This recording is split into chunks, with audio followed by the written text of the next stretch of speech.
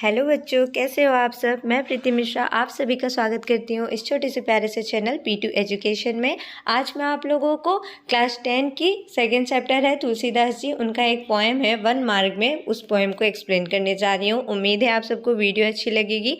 तो चलिए बच्चों, हम देखते हैं पोएम में तुलसीदास जी ने हम सभी से क्या कहा है। पहला भाग है पोएम का। पूर्ते निकसी रघुवीर वधु धरी धीर दह मग में डग द्वे, झलकी भरी भाल कनी जल की फूट सूखी गए मधुरा धर वे। फिरी बूझती है चलो अब केतही पनकुटी करियो कीत है, तिहकी लगी आतुरता पिय की अखिया अति चारु चली जल ज्वे। तो इसमें तुलसीदास जी ने क्या कहा है, जब राम जी को वनवास दिया गया था, तो राम जी को वनवास में राम जी, सीता माता और उनके भाई, राम जी के भाई लक्ष्मण, तीनों वनवास के लिए घर से जब अयोध्या नगर से निकलकर जा रहे थे, तो जो माता सीता है वो अयोध्या नगर से निकलकर धैर्यपूर्वक 2 ही कदम चली थी, अपने मार्ग की ओर, वन की ओर 2 ही कदम चली थी कि उनके सर से क्या, पसीने की बूंद झलकने लगी।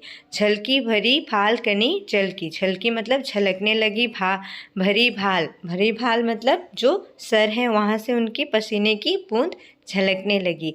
फूट सूखी गए मधुरा धर वे, फूट सूखी गए मतलब जो उनके होंठ है, मधुरा धर जो उनका होंठ है, दोनों कोमल में होंठ थे वो सूख गए थे। फिरी बूझती है चलनो अब केतही, फिरी मतलब घूमकर, सीता जी फिर घूमकर पूछती हैं, किससे, राम जी से पूछती हैं कि चलनो अब केतही मतलब और कितना देर चलना है। पनकुटी कहियो कित है, पनकुटी मतलब जो झोपड़ी है, सीता जी घूमकर राम जी से पूछती हैं जो हमारी झोपड़ी है वो हम कहाँ बनाएंगे और कितने दूर चलना है। तिहकी लगी आतुरता पिय की अखिया अति चारु चली जल जोए। तिहकी मतलब पत्नी, जो राम जी की पत्नी सीता जी हैं, उनकी आतुरता को देखकर जो उनके आराध्य श्री राम हैं, वह उनकी आँख में क्या हुआ, अति पिय की अखियाँ अति चारु मतलब जो राम जी की आंखें हैं वो बहुत मनोहर, बहुत ही सुंदर है, और उनकी सुंदर आंखों से क्या होने लगे, चली जल जोए, आंसू बहने लगे, जल बहने लगे। तो पहला पोएम में, पहला भाग में तुलसीदास जी क्या कहते हैं, जो दुलारी सीता जी थी वो तो एक राजकुमारी थी ना, तो वो तो जब अपने पति श्री राम जी के साथ वन में 14 वर्षों के लिए जाती हैं, तो वो उनको वन में चलते ही, जब वो वन में 2 कदम ही चलती हैं तो उनके सर से पसीने की बूंद छलकने लगती है और उनके दोनों होंठ सूख जाते हैं, और वह घूम के अपने पति श्री राम जी से पूछती हैं कि और कितना दूर चलना है और हम अपनी झोपड़ी कहाँ बनाएंगे। और उनकी यह हालत और दृश्य को देखकर राम जी की आंखों में आंसू आ जाते हैं।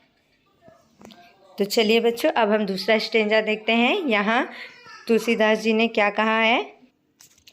दूसरा भाग में तुलसीदास जी लिखते हैं कि रानी में जानी आयानी महा, पही पहानहु ते कठोर हियो है, राजहु कछु अकछौ ना जनियो, कहो तिहो को जेहि कान कियो है। ऐसी मनोहर मूर्ति ए बिछड़े कैसे प्रियतम लोग जियो है, आखनी में सखी रखियो जोग, इन्हें किमी वनवासु दियो है।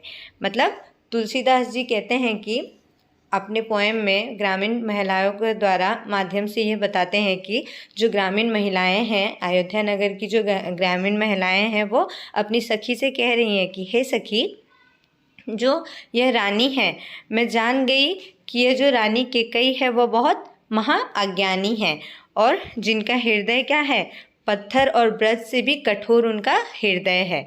राजा कछु ना जइयो मतलब जो राजा हैं, राजा दशरथ हैं, उनको भी अपने कर्तव्य अकर्तव्य का कोई ज्ञान नहीं है।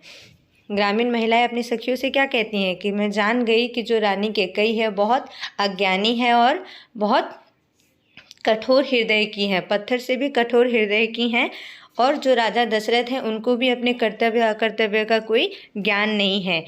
कहो तिहो को जेहि कान कियो है, कहो मतलब जैसे उनकी जो तिहोको मतलब उनकी जो पत्नी कैकेयी जैसा उन्होंने कहा वो वैसा कर दिया, उन्हें अपनी अज्ञान का कोई पता नहीं है।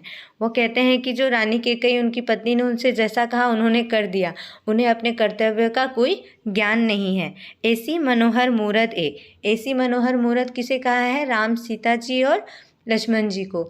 ऐसी मनोहर उनकी मूरत है, वो इतने सुंदर इतने अच्छे हैं कि उनकी जो ये मूरत है, उनकी जो यह स्वभाव है, उन वैसे लोगों से बिछड़कर उनके जो संबंधी हैं, जो माता पिता हैं और घर परिवार के बाकी लोग हैं, वो भला कैसे जिएंगे।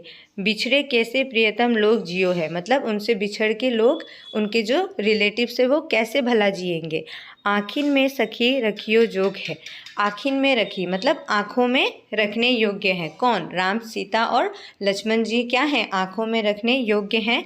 उनसे भला बिछड़कर उनके संबंधी जो लोग हैं, रिलेटिव से, वो भला कैसे जिएंगे। इन्हें किमी बनवास दियो है, भला इन्हें क्यों बनवास दिए हैं।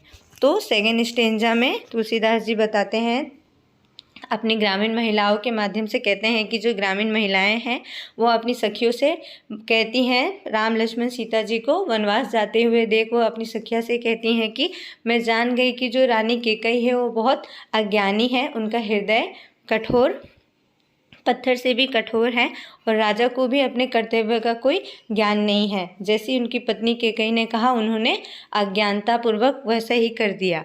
ऐसी जो मनोहर मूर्ति है, ऐसे जो राम, सीता, लक्ष्मण इतने मनोहर मूर्त को उन्होंने बिछड़कर उनसे वो कैसे भला जीवित रहेंगे। और ऐसे लोगों को अपने आँखों के योग्य में रखना चाहिए, मतलब हमेशा अपने आँखों के सामने रखना चाहिए।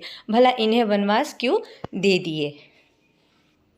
तो चलिए बच्चों, अब हम थर्ड स्टेंजा देखते हैं। थर्ड स्टेंजा में क्या बतलाया गया है।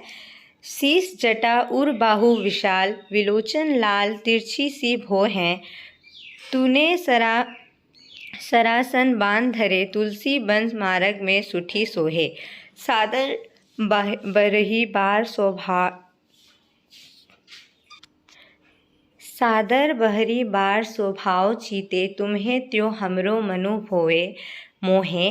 पूछती ग्राम बधुए सियो सो, कहो सावरे से सखी रावरे को है। मतलब यहाँ तुलसीदास जी बोलते हैं, उनकी राम जी की सुंदरता का वर्णन करते हुए अपने तीसरे भाग में बताया है कि जो ग्रामीण वधुएं हैं, ग्रामीण वधुएं अपनी सीता जी से क्या पूछती हैं कि ये जिनके शीश जटा मतलब जिनके सर में जटा है, उर बहु विशाल जिनके हृदय बहुत विशाल है, विलोचन लाल जिनके नेत्र आँख लाल है, तिरछी सी भोए जिनकी आईब्रोज क्या है? तिरछी सी है। तनु सरासन बांध धरे, तुलसी बन मार्ग में सूटी सोहे। मतलब जो अपने हाथ में तरकश में तीर धनुष लिए हुए वन मार्ग में बहुत सुंदर, बहुत मनोहर दिखाई दे रहे हैं। जो सादर बरही बार सुभाए, मतलब 12 बार। सादर मतलब बहुत ही आदर और सम्मान से, बहुत ही सम्मान के साथ, बहुत ही आदर सम्मान के साथ जो तुम्हारी ओर बार बार देख रहे हैं, बार बार तुम्हारी ओर देख रहे हैं, तुम्हें तोए जो बार बार तुम्हारी ओर देखकर हमारे मन को क्या कर रहे हैं? मोह रहे हैं। यह सावले से कुंवर आपके कौन है? सीता जी से ग्रामीण वधुएं ऐसा पूछ रही हैं कि जो यह जिनके शीश पर, जिनके सर पर जटाएं हैं, जिनकी भुजाएं बहुत विशाल हैं, नेत्र लाल हैं, तिरछी सी भौएं हैं, जो वन मार्ग में तीर धनुष लेते हुए वन मार्ग में चलते हुए बहुत सुशोभित, बहुत सुंदर दिखाई दे रहे हैं, जो आदर से सादर बरही बार बार मतलब जो आदर से, आदर और सम्मान से तुम्हारी ओर बार बार देख रहे हैं, देखते हुए हमारे मन को मोहित कर रहे हैं। यह सावले से कुंवर आपके कौन है? तो सीता जी थर्ड स्टेज में तुलसीदास जी ने राम जी की सुंदरता का वर्णन करते हुए ग्रामीण वधुएं सीता जी से क्या पूछती हैं उनके बारे में बतलाया है। अब चलिए फोर्थ स्टेंजा देखते हैं। सुनी सुंदर वेन सुधारस, सने शयानी है जानकी जानी भली, तिरछे करी नैन देश ने, तिन्हे समुझाई कछु मुस्काई चली। तुलसी तेहि ओसर सोहे सबे अवलोकित लोचन लाहू अली। अनुराग तड़ाक में भानु उदय विकसी मोनु मंजिल कंच कली। चलिए बच्चों, तो अब हम 4th स्टेंजा देखते हैं। वहाँ कवि ने हम सभी से क्या कहा है। सुनी सुंदर वेन सुधारस साने सयानी है जानकी चानी भली। तिरछे करी नैन देश ने तिन्हे समुझाई कछु मुस्काई चली। तुलसी तेहि अवसर सोहे सबे अवलोकती लोचन लाहू अली। अनुराग तड़ाक में भानु उदय विकसी मानो मंजुल कंच कली। तो यहाँ तुलसीदास जी क्या कहते हैं कि सुनी सुंदर वेन सुधारस, मतलब बहुत ही सुंदर, वेन मतलब वचन, बहुत ही सुंदर वचन से, सुधारस साने सयानी, बहुत ही अमृत वचन से, शयानी कौन, ग्राम वधुए जो है सीता जी से पूछती हैं कि ये सांवले से कुंवर आपके कौन है। बहुत ही सुंदर वचन से, अमृत वचन से, ये बहुत ही चालाकी से सीता जी से पूछती है। पर सीता जी क्या होती हैं, वह जान जाती हैं कि यह बहुत ही चालाकी से, जानते हुए भी वह बहुत ही चालाकी से हमसे ये पूछ रही हैं। जानकी जानी भली, मतलब सीता जी जानती हैं कि इन्हें पता है कि यह सांवरे से कुंवर हमारे कौन है, फिर भी वह बहुत ही चालाकी से हमसे पूछ रही हैं। तो सीता जी क्या करती हैं, उत्तर देते हुए क्या करती हैं, तिरछे करी नैन देश ने। तिरछे करी नैन मतलब जो अपने नेत्र हैं, आँखें, उन्हें तिरछे करती हैं, और देश ने सेने मतलब इशारे देती हैं। तिन्हों समुझाई कछु, उन्हें समझाकर इशारे करती हैं, और मुस्काई चली, मुस्कुराकर वहाँ से चली जाती हैं। तुलसी तेहि अवसर सोहे सबे अवलोकती लोचन लाहू अली। अनुराग तड़ाक में भानु उदय विकसी मानो मंजुल कंच कली। तुलसी तेहि मतलब तुलसीदास जी कहते हैं कि, या तुलसीदास जी कहते हैं उस समय कि जो ग्रामीण वधुएं हैं वह क्या आँखों के सौभाग्य से राम जी को देखती हुई ग्राम वधुएं ऐसी सुशोभित हो रही हैं कि, ऐसी सुशोभित हो रही हैं अपने नेत्र से रामचंद्र जी को देखकर, अपने नेत्र से रामचंद्र जी को देखकर ग्रामीण वधुएं ऐसी सुशोभित हो रही हैं मानो अनुराग तड़ाक में भानु उदय। अनुराग मतलब प्रेम भक्ति से, तड़ाक मतलब सरोवर में, भानु उदय मतलब सूर्य के उदय से, उदय, विकसी मतलब विकसित या खिलना, मानो मंजुल कंचकली, मंजुल मतलब सुंदर, कंचकली मतलब कमल की कलियाँ। तो ऐसी ग्रामीण वधुएं ऐसी सुशोभित हो रही हैं अपने नेत्र से रामचंद्र जी को वह देखकर, ऐसी सुशोभित हो रही हैं मानो प्रेम भक्ति से सरोवर में सूर्य के उदय होने से सुंदर कमल की कलियाँ खिली हों। जो ग्राम वधुएं हैं वो ऐसी सुशोभित हो रही हैं कि मानो सूर्य के उदय होने से, प्रेम भक्ति में सूर्य के उदय होने से सुंदर कमल की कलियाँ खिली हों। तो यहाँ इसका कहने का तात्पर्य यह है कि तुलसीदास जी कहते हैं, गोस्वामी तुलसीदास जी कहते हैं कि जो ग्रामीण वधुएं हैं वह अपने नेत्र से रामचंद्र जी को देखकर बहुत ही सुशोभित होकर, मानो इतनी सुशोभित होकर खिल रही हैं कि जैसे कोमल सूर्य के उदय होने से, प्रेम भक्ति में सूर्य के उदय होने से कमल की कलियाँ खिलती हों। और सीता जी जो है, पहले भाग में सीता जी ने बहुत ही चालाकी से, वह जानती थी कि ग्रामीण वधुएं ये जानती हैं कि ये सांवले से कुंवर हमारे कौन हैं, पर भी वह बहुत ही सयानी और चालाकी से उनसे ये क्वेश्चन पूछ रही थी। तो उन्हें सीता जी ने जवाब देते हुए अपने तिरछे नेत्र करके उन्हें इशारों से समझाया और वहाँ से मुस्कुराती हुई चली गई। तो ये इसी के साथ ये पोएम यहीं समाप्त होता है। उम्मीद करती हूँ आप सबको वीडियो अच्छी लगी होगी। Thank you. जय हिंद।